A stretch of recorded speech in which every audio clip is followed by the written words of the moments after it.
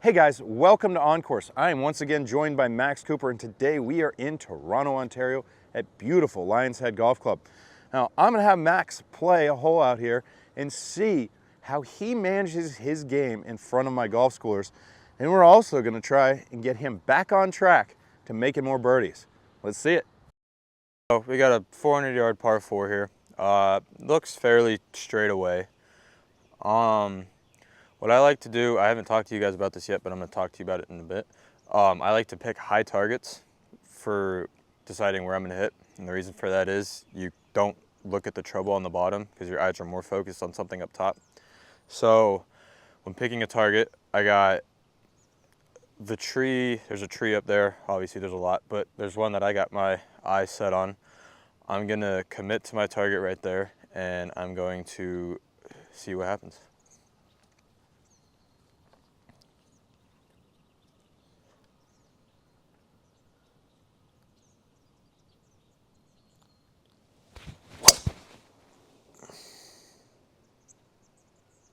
Rangefinder said 90 yards.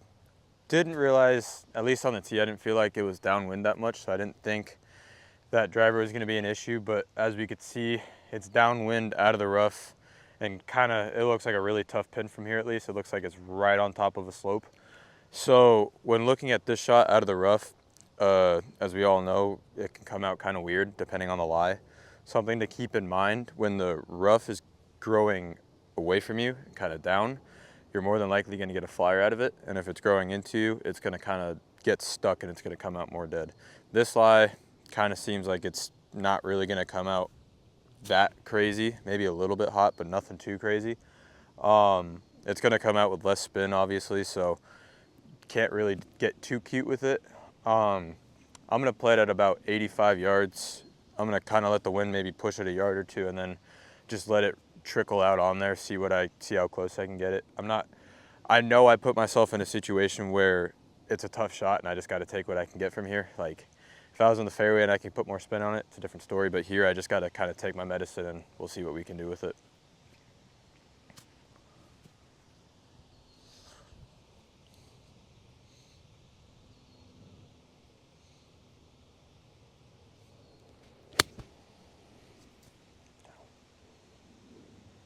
I mean, Lionhead, whew, this is a beautiful golf course. It's probably a little more difficult than you would want for most golf schoolers, but we're getting through it. We moved everyone all the way forward. It's a tough track. If you're a good player, really good player, you wouldn't have that much trouble playing it, but you know, gorgeous golf course in amazing shape.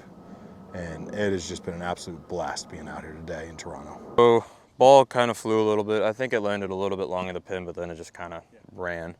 What I like to do when I have a chip shot like this is I kind of just like to walk up and kind of feel and pick a spot. I'm a very feel player, so I don't get too specific with my spot, but I'll kind of have a general area of where I want to hit it.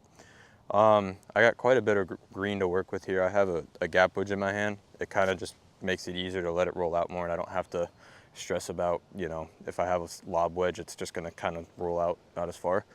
So green's all going like that. It's pretty easy to tell.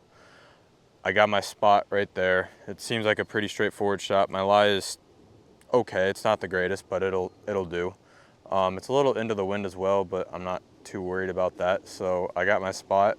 I'm just going to commit to it, and we'll see where it ends up.